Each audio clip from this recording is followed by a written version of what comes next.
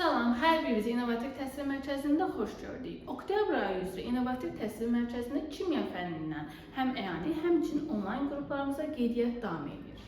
Bu gün sizə bir neçə maraqlı sualın izahını bölüşəcəm. Birinci sualda deyir ki, kalsium klorid kristal hidratının 43,8 qramını çözəltdikdə onun kütləsi 21,6 qram azalır.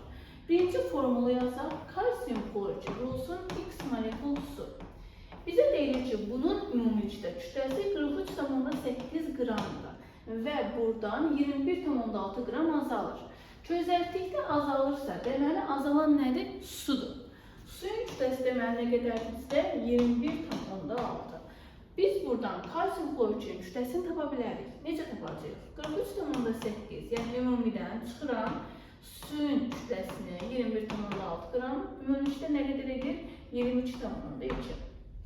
İndi tənasübümü quracağım. Tənasüb necə qurulacaq? 22,2 qramda, deməli mənim 21,6 qram su molekulu bir-birlə birləşir. Bəs yaxşı, 111 qram normal kütlədə bəs nə qədər su molekulu ilə birləşəcək? Burada görürəm ki, 22,2-ni 5-ə vurduğum zaman 111 edir.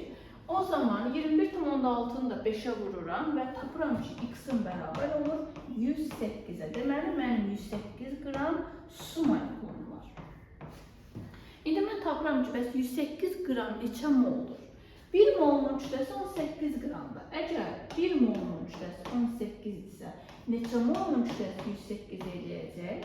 Burada x bərabər də olacaq 6. Variantlara baktığımız zaman E variantında 6 molekul su gösterilir. Ona göre cevabım olacak E variantı.